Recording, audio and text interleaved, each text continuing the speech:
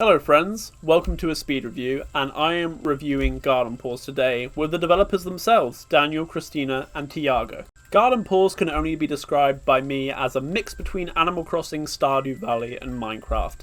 You have the creative freedom of Minecraft with the beautiful gathering system of Stardew Valley and the cuteness of animals like in Animal Crossing, and you can have cute neighbours as well.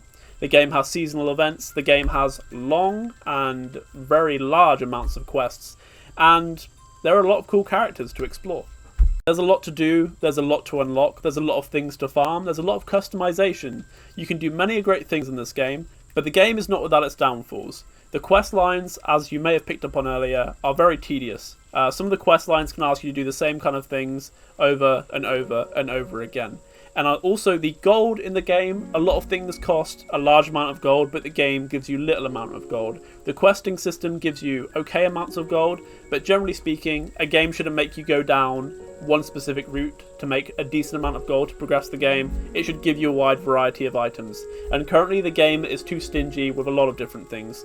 It requires too much energy each day to do the various tasks you want to do. There's too little time in each day. The upgrades cost an abnormal amount, and the amount of profit that can be made through crafting items is quite small compared to the actual constituents of the items themselves. Usually with cute indie games, you'd probably be expecting a really nice soundtrack, but I have consistently found myself in Garden Paws wishing the soundtrack would just be quiet for a second. It can get very repetitive, and quite frankly, it could use a little bit of variance and a little bit of oomph.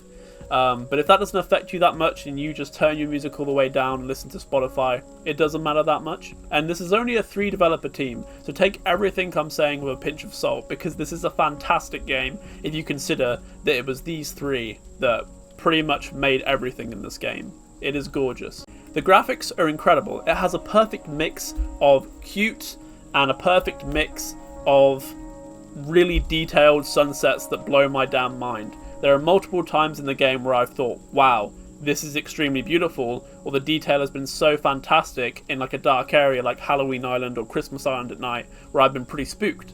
So yeah, the graphics are pretty nice. The map size is pretty big. If you can see here, this is the entire map, and although it may seem quite small, where the name tags are, this is just one NPC, and you can travel around the islands as well. So yeah, the map size is pretty good.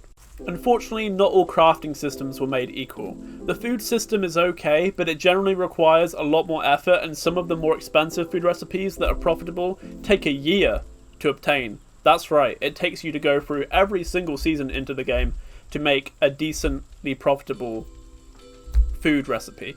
So that's not very good. The fishing in this game is one of the things I praised. The actual system in which you fish is very calming, not like Animal Crossing or Stardew where you can get stressed and anxious. It's relatively simple and straightforward, and it still has the enjoyment of not knowing what item you're going to get. Unfortunately, it has the same problem as cooking, where it doesn't really transfer into gold very well, and gold is extremely important for the game, and there aren't many fishing quests, and if they were, it would be annoying because it's so random. Mining. You can mine geodes, you can mine crystal geodes, you can get a large variety of gems, but it suffers the same issue.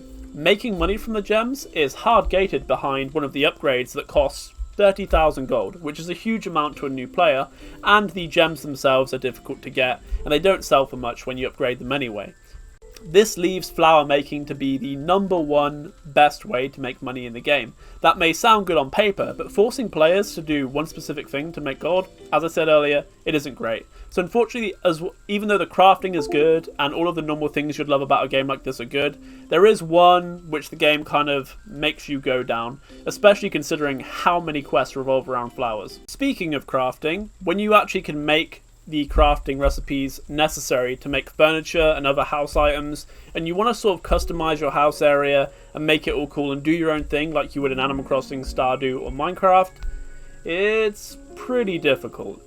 There's only, if you know what I mean, an X-axis way to lay things out. You can't really manipulate the Z-axis and all that, which makes it very awkward to even attempt to do anything spectacular. You'll be limited to a very basic amount of options that even my time at Porsche was able to get reasonably correct.